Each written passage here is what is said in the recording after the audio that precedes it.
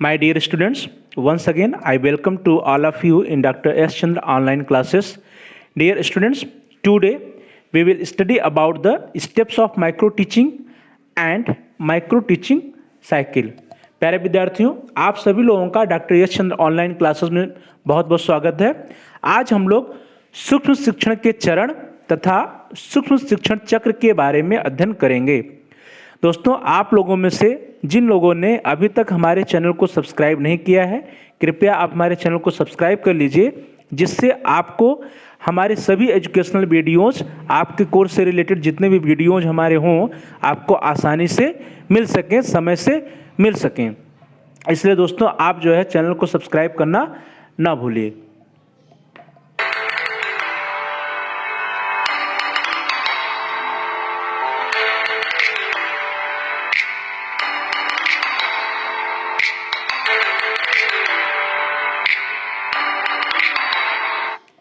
चलिए दोस्तों, स्टार्ट करते हैं। स्टेप्स ऑफ माइक्रो टीचिंग या सूक्ष्म शिक्षण के चरण या सूक्ष्म शिक्षण के पद। दोस्तों, जो फर्स्ट स्टेप है दैट इज इंट्रोडक्शन और ओरिएंटेशन। पहला जो चरण है दोस्तों वो है प्रस्तावना या अभिविन्यास।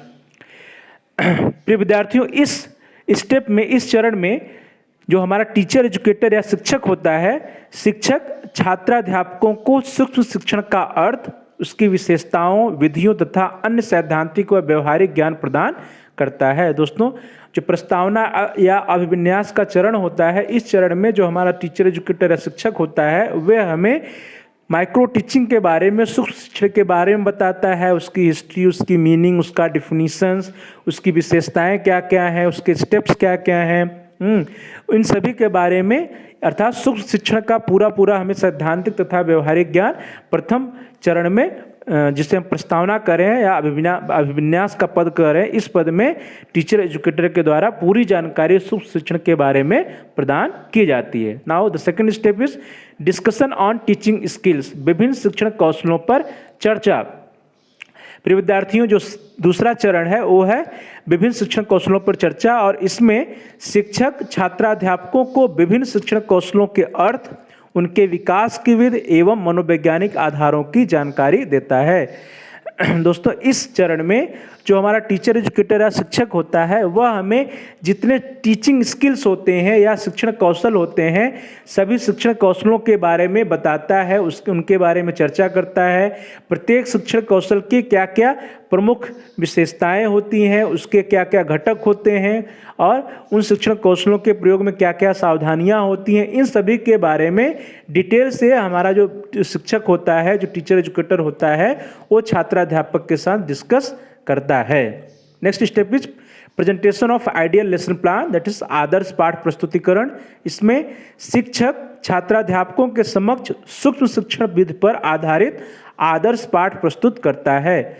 प्रिय विद्यार्थियों, इस चरण में जो हमारा टीचर एजुकेटर है, शिक्षक है, वो जिस शिक्षण कौशल की हमको ट्रेनिंग दे रहा होता है, जिस टीचिंग स्किल्स की ट्रेनिंग दे रहा होता है छात्राध्यापकों को, उस टीचिंग स्किल से संबंधित, उस शिक्षण कौशल से संबंधित एक आदर्श सूक्ष्म पाठ योजना तैयार करता है, और उस आदर्श सूक्ष्म पाठ योजना के अनुसार सूक्ष्म शिक्षण का कार्य करता है। अर्थात उस आदर्श पाठ पर सूक्ष्म शिक्षण करके वो एक प्रस्तुतिकरण देता है। अर्थात जो आइडियल माइक्रो लेसन प्लान होता है, उस टीचिंग स्किल का, उस शिक्षण कौशल का जो आदर्श पाठ योजना होता है, उसके आधार पर टीचर एजुकेटर या शिक्षक एक सूक्ष्म शिक्षण करता है। अर्थात वह एक प्रस्तुतिकरण करता है, खुद जो है टीचिंग करके दिखाता है बच्चों के सामने, छात्राध्यापकों के सामने, या अपना एक प्रस्तुतिकरण देता है उस विशेष शिक्षण कौशल पर। Now the next step is observation and criticism of micro lessons, that is सूक्ष्म पाठ का पर्यवेक्षण एवं समालोचना विधि। इसमें दोस्तों छात्राध्यापकों को सूक्ष्म शिक्षण के पर्यवेक्षण एवं समालोचना की विस्तृत विधि बताई जाती है। शिक्षक और छात्राध्यापक मिलकर दिए गए आदर्श पाठ का विश्लेषण कर इसकी कमियों और विशेषताओं पर विचार विमर्श करते हैं और शिक्षण कौशल व्यवहारों का निर्धारण करते हैं। दोस्तों, जो फोर्थ स्टेप है बहुत इंपॉर्टेंट है। इस चरण में छात्राध्यापक को बताया जाता है कि आप जो प्रेजेंटेशन होता है उस प्रेजेंटेशन या उस प्रस्तुतिकरण पे समालोचना कैसे करेंगे, अर्थात आपको जो है उस प्रेजेंटेशन का पॉजिटिव पॉइंट्स, अच्छे अच्छे जो बातें हैं या उसकी जो सकारात्मक पक्ष हैं, उसकी जो विशेषताएं हैं उनको, और उसके साथ साथ प्रस्तुतिकरण की जो कमियां हैं उन सभी को पॉइंट आउट करता है, नोट करता है। और इसी के साथ जो टीचर एजुकेटर ने आदर्श पाठ का प्रस्तुतिकरण किया था, उस प्रस्तुतिकरण पे उसका विश्लेषण किया जाता है। जो छात्राध्यापक और शिक्षक मिल करके उस आदर्श पाठ का प्रेजेंटेशन जो प्रस्तुतिकरण होता है उसका विश्लेषण करते हैं और उसकी कमियों और विशेषताओं के बारे में शिक्षक और छात्राध्यापक मिलकर के विचार विमर्श करते हैं और उस विशेष शिक्षण कौशल के व्यवहारों का निर्धारण करते हैं कि उस विशेष शिक्षण कौशल में क्या क्या, उसके क्या क्या घटक हैं और उसके प्रयोग में क्या क्या सावधानियां हमको बरतनी चाहिए। Now the fifth step is preparation of micro lesson plan, सूक्ष्म पाठ योजना निर्माण। इस चरण में दोस्तों शिक्षक छात्राध्यापकों को सूक्ष्म पाठ योजना बनाने का निर्देश देता है तथा आवश्यकता अनुसार व्यक्तिगत रूप से उनको सहायता भी प्रदान करता है।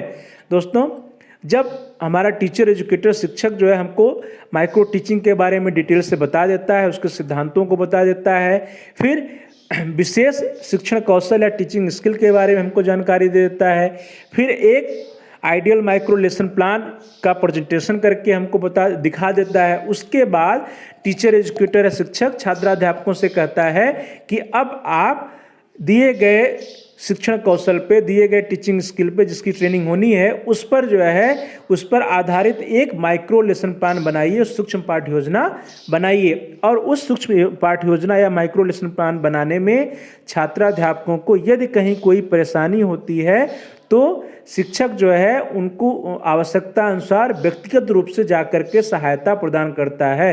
अर्थात प्रत्येक छात्राध्यापक को उनको जहाँ जहाँ भी माइक्रो लेसन प्लान बनाने में समस्या आती है वहाँ पर शिक्षक उनकी मदद या उनका मार्गदर्शन करता है।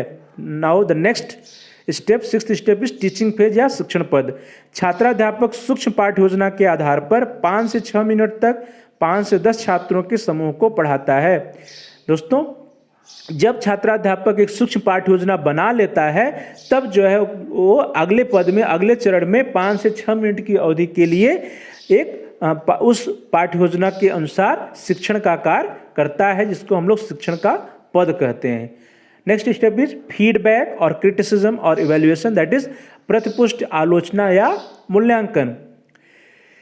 शिक्षण पद के उपरांत छात्राध्यापक के साथ पढ़ाए गए पाठ पर विस्तृत चर्चा होती है। प्रशिक्षक तथा सह प्रशिक्षणार्थियों द्वारा छात्राध्यापक के शिक्षण कार्य की कमियों, अच्छाइयों, सकारात्मक या अच्छे तथा नकारात्मक या बुरे बिंदुओं पर वार्तालाप किया जाता है और छात्राध्यापक को प्रतिपुष्टि प्रदान की जाती है।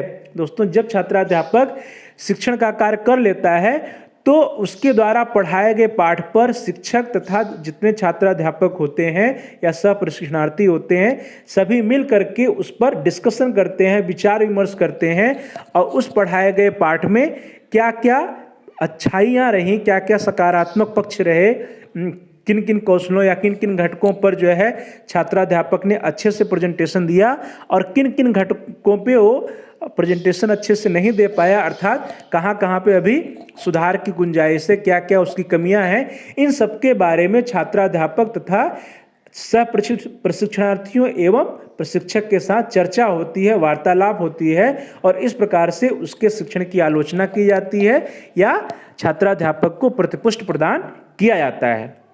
Now the 8th step is replanning या पुनः पाठ योजना निर्माण पद। दोस्तों प्रतिपुष्टि के सुझावों के आधार पर छात्राध्यापक इस चरण में पुनः फिर से एक पाठ योजना तैयार करता है, अर्थात पुनः पाठ योजना तैयार करता है, फिर से वो माइक्रो लेसन प्लान तैयार करता है कि उसको क्या क्या फीडबैक में क्या क्या कमियां मिली हैं, उस कमियों के आधार पे वो जो है फिर से एक नया पाठ योजना तैयार करता है जिसको हम लोग प्लानिंग कहते हैं, रीप्लानिंग कहते हैं। दोस्तों देन रीटीचिंग, पुनः शिक्षण। पुनः शिक्षण के दौरान दोस्तों जो पुनः निर्मित या परिमार्जित पाठ्य योजना होता है उसके आधार पर छात्राध्यापक पुनः शिक्षण का कार्य करता है। दोस्तों जो छात्राध्यापक है जब पहली बार शिक्षण का कार्य करता है उसके उपरांत उसको फीडबैक मिलता है, फिर फीडबैक के अनुसार वह अपने प्लान को मॉडिफाई करता है और मॉडिफाई कर करके या पुनः निर्मित या परिमार्जित पाठ्य योजना के आधार पर पुनः शिक्षण का कार्य इस चरण में करता है। और जब पुनः शिक्षण का कार्य कर लेता है देन इन 10th स्टेप री फीडबैक या पुनः प्रतिपुष्टि, फिर से प्रशिक्षक तथा सह प्रशिक्षणार्थियों के द्वारा छात्राध्यापक के पुनः शिक्षण के कार्य के लिए उसे पुनः प्रतिपुष्टि प्रदान की जाती है। अर्थात दोस्तों इस चरण में जो छात्राध्यापक ने रीटीचिंग या पुनः शिक्षण का कार्य किया होता है उस पर छात्राध्यापक को दोबारा जो उसको फीडबैक या प्रतिपुष्टि प्रदान की जाती है, अर्थात उसके शिक्षण कार्य का आलोचना या समालोचना किया जाता है। दोस्तों अब हम लोग देखेंगे माइक्रो टीचिंग साइकिल या सूक्ष्म शिक्षण चक्र। इसके पहले हम लोगों ने 10 पदों में या 10 चरणों में देखा कि what are the steps of micro teaching, अर्थात सूक्ष्म शिक्षण के ये 10 चरण या 10 पद रहे। अब दोस्तों हम लोग देखेंगे कि माइक्रो टीचिंग साइकिल क्या है, सूक्ष्म शिक्षण चक्र क्या है। तो प्यारे विद्यार्थियों तो फर्स्ट स्टेप इज प्लानिंग या योजना बनाना। दोस्तों इसमें हम जो छात्राध्यापक होता है वो अपने टीचर एजुकेटर या प्रशिक्षण की सहायता से जो उनको उस शिक्षण कौशल के बारे में, सूक्ष्म शिक्षण के बारे में, पाठ्य योजना बनाने के बारे में जो कुछ भी प्रशिक्षक बताया रहता है छात्राध्यापक को या सिखाया रहता है उसके आधार पर छात्राध्यापक एक माइक्रो लेसन प्लान बनाता है जिसको हम लोग प्लानिंग कहते हैं। Now the next step is teaching, और उस प्लानिंग के आधार पर, उस माइक्रो लेसन प्लान के आधार पर छात्राध्यापक शिक्षण का कार्य करता है और इस शिक्षण का कार्य करने के लिए छात्राध्यापक को 6 मिनट का समय दिया जाता है। Now the next step is feedback या प्रतिपुष्टि। जब छात्राध्यापक शिक्षण का कार्य कर लेता है तो उस शिक्षण के लिए उसको जो है प्रतिपुष्टि प्रदान की जाती है, उसके लिए भी 6 मिनट का समय दिया जाता है। दोस्तों ये जो हम लोग माइक्रो टीचिंग की साइकिल या सूक्ष्म शिक्षण का चक्र देख रहे हैं ये चक्र पूरी तरह से जो स्टेप्स ऑफ माइक्रो टीचिंग थे, सूक्ष्म शिक्षण के पद थे, उसी पर निर्भर है या उसी पर आधारित है। Now the next in the fourth step replanning या पुनः योजना बनाना। दोस्तों जब टीचिंग कर लेता है छात्राध्यापक और उसको प्रतिपुष्टि मिल जाती है तो उस प्रतिपुष्टि के आधार पर छात्राध्यापक पुनः प्लानिंग करता है, पुनः योजना बनाता है, अर्थात अपना जो माइक्रो लेसन प्लान होता है, सूक्ष्म पाठ्य योजना होता है उसमें सुधार करता है और इसके लिए उसको 12 मिनट का समय दिया जाता है। और जब 12 मिनट के उपरांत तो अपना रीप्लानिंग कर लेता है, अर्थात संशोधित पाठ्य योजना या परिमार्जित पाठ्य योजना तैयार कर लेता है तो फिर परिमार्जित पाठ्य योजना के आधार पर वह रीटीचिंग या पुनः शिक्षण का कार्य करता है। उसके लिए उसे 6 मिनट का समय दिया जाता है और जब वह रीटीचिंग या पुनः शिक्षण कार्य कर लेता है तो फिर उसके उपरांत उसको पुनः प्रतिपुष्टि या री फीडबैक प्रदान किया जाता है और इसके लिए भी 6 मिनट का समय निर्धारित है। और दोस्तों इस तरह से यह चक्र जो है एक चलता रहता है जिससे हम लोग सूक्ष्म शिक्षण चक्र या माइक्रो टीचिंग साइकिल कहते हैं। और दोस्तों यह चक्र तब तक चलता है जब तक छात्राध्यापक उस विशेष कौशल में, विशेष शिक्षण कौशल में पूरी तरह से पारंगत न हो जाता, उसको पूरी तरह से वो सीख न जाए उस शिक्षण कौशल को जिसकी ट्रेनिंग उसको दी जा रही है, तब तक यह चक्र चलता रहता है और इसी चक्र को हम लोग माइक्रो टीचिंग साइकिल या सूक्ष्म शिक्षण चक्र कहते हैं। दोस्तों हम लोग अब देख लेते हैं कि जो ड्यूरेशन ऑफ माइक्रो टीचिंग है इन इंडिया, भारत हमारे देश में माइक्रो टीचिंग का जो अवधि किस पद के लिए कितना निर्धारित है। दोस्तों ये जो माइक्रो टीचिंग के लिए जो ड्यूरेशन है ये डिफर करता है कंट्री टू कंट्री। तो हमारे देश में जो रिकमेंडेड है कि सूक्ष्म शिक्षण के लिए किस चरण पे या किस पद के लिए कितना समय देना चाहिए वो कुछ इस प्रकार है। The first step is teaching, तो टीचिंग के लिए 6 मिनट का समय निर्धारित है। सेकेंड इज फीडबैक, जब टीचिंग कर लेता है छात्राध्यापक तो उसका फीडबैक, तो फीडबैक के लिए भी 6 मिनट का समय दिया जाता है। Next step is replanning, replanning के लिए 12 मिनट का समय है। दोस्तों जब छात्राध्यापक शिक्षण कर लेता है और उसको प्रतिपुष्टि मिल जाती है तो उस प्रतिपुष्टि के आधार पर फिर से उसे प्लानिंग करने के लिए 12 मिनट का समय दिया जाता है। और 12 मिनट के उपरांत जब फिर रीप्लानिंग कर चुका होता है तो उसके परिमार्जित पाठ्य योजना के आधार पर उसको रीटीचिंग का मौका दिया जाता है जिसके लिए 6 मिनट का समय निर्धारित है। नेक्स्ट, जब छात्र अध्यापक रीटीचिंग कर लेता है तो उसको पुनः प्रतिपुष्टि दी जाती है, जिसको हम रीफीडबैक कहते हैं, और उसके लिए भी 6 मिनट का समय भारतीय परिस्थितियों में निर्धारित है।